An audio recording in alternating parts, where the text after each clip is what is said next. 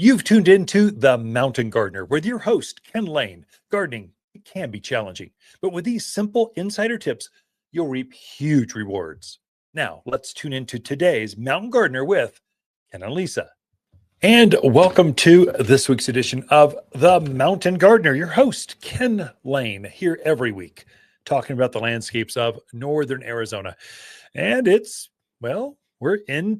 spring is this month. Isn't that exciting? It feels like things are starting to happen.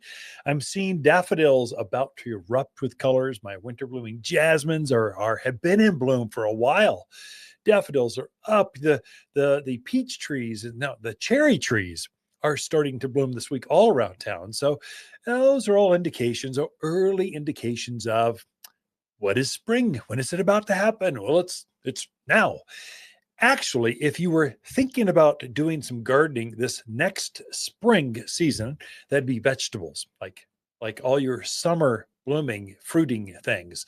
We're talking tomatoes and peppers and cucumbers and eggplants and all squash, all those things. You really should start those plants. If you're going to start them by seed, you should start those well in advance of the spring planting season, which is typically the end of April, first part of May. That's kind of our window for starting, at least at this elevation. You folks tuned in from, let's say it's Sedona, Camp Verde, Mayer, Kingman, Hillside, the Kirklands, the lower elevation down. You might be starting even mid April, maybe beginning. It depends on the season somewhat. And so you should be thinking about starting your plants, seedlings, by now. Like you need to be 6 to 8 weeks before the planting season. Well, let's back the math up. You got 2 months from now, that'd be May 1st. You're going to be putting full on plants out in the yard.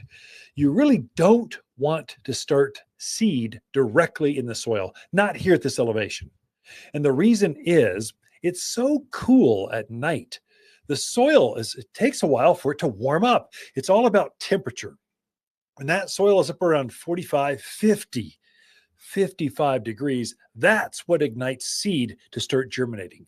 They kind of hold in stasis until the soil finally gets warm enough. Well, that might be for you folks on the ridge lines. It might not be until May before you have soil that's that warm.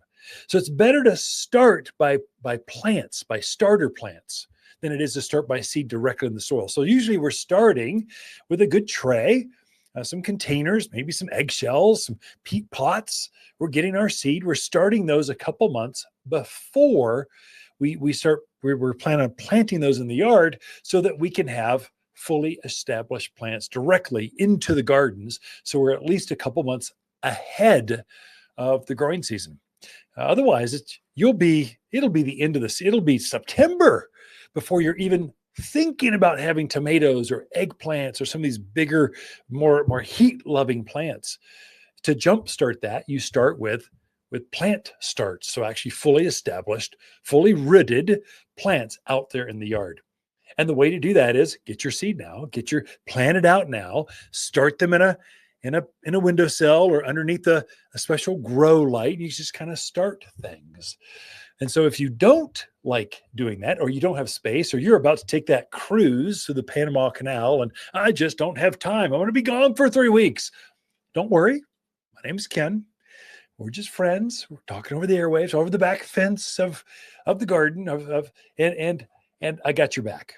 And so we are starting our plants now going into the gardens. And we've got a whole host of gardens plants we're going to introduce here. In fact, you can put your name on some of those. We're letting you purchase those now so when they get delivered the first part of April, you just got them. There's a couple that I really like. They're kind of my favorites. So at the Lain Casa, we are pico de gallo nuts.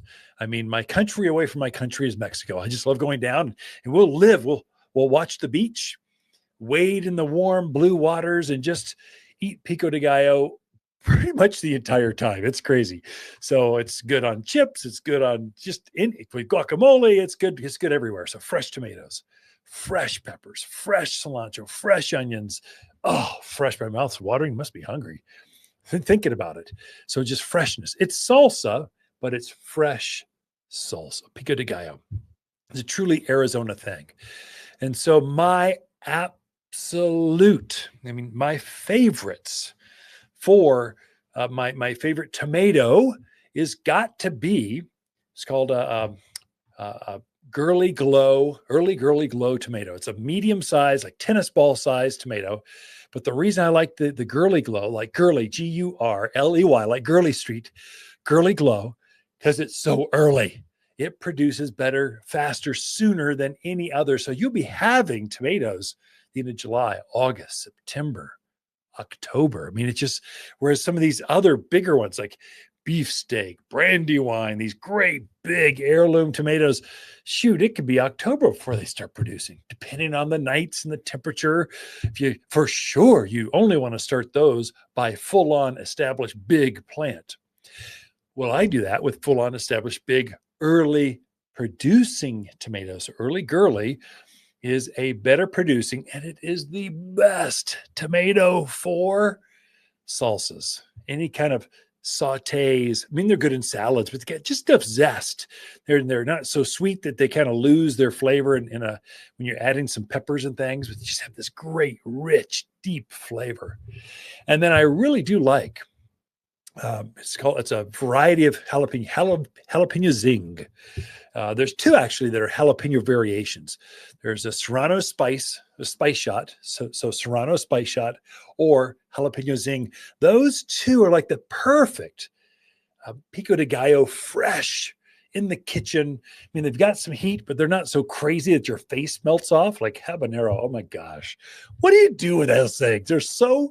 They've got so much heat, you can't feel your face, much less have flavor. It's too much. I like a sweeter, bigger, thicker walled. You could stuff them and grill them on the grill. You can just fresh in salsas. And so this week, if you're part of my garden club, so Waters Garden Center, so we have a weekly garden column. And part of that garden column is I share my favorite varieties grown here locally for the mountains of Arizona. I also took the time to put down my pico de gallo recipe. And that recipe is going to be right. There's a link to it. Put it on my landing page. My kids keep asking me for that because we have it at every family gathering. I said, I got to write this down. Hey, I wrote it down. Why not share it with everyone? And so that's kind of what happened. So if you want that, and it's all about the sequence, it's about the parts. So I just gave you, have your tomato. Girly glow is the best. Having the right jalapeno or serrano, so serrano zing or serrano spice shot or jalapeno zing. Those two, they've got heat, but they're sweet. They're big, but they've got thick walls. They're meaty, fleshy. The cilantro sunrise. It doesn't bolt as fast as some of the other varieties of herbs, and so sometimes they'll take on more of our cool nights, bright days. It does better. And a sweet onion. So I put that list together. And the sequence, and then how much vinegar and how much salt and how much lime and when do you put what? And I always start with the spicy things first, the peppers and the onions. I put some salt and I put some vinegar on top, let them simmer while I'm chopping up my tomatoes. And then I lastly put on the cilantro. And the cilantro, I put the entire stem. The more stems, the better. Stem is where all the rich flavors, but you got to chop it up real fine. So I always start with everyone just wants the foliage of cilantro. No, you really bring out the flavor when you put the stems in too. So I'm chopping that up real fine. Then I get this in, I blend it all together, and it will melt in your mouth. People are just the kids, they'll just eat it like soup. I don't know, just the fresh pico de gallo. It's so delicious. It fills the entire house up with this fresh garden. Just it smells of sunrise, of just garden earthy beauty, just of health. That's great pico de gallo. Going back to not my recipe, it's just basically going back to, you need to start. If you're going to start your own by seed, start now. If you don't, I'll have those varieties available for you. later. So we're starting them right now.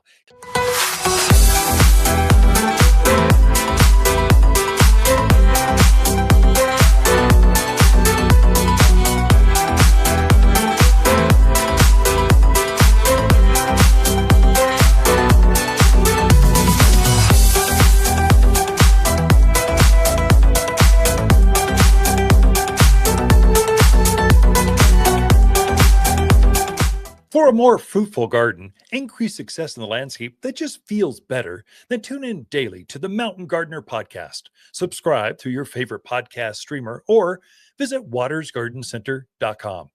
Better yet, visit me directly right here at Waters Garden Center. Thanks for tuning in.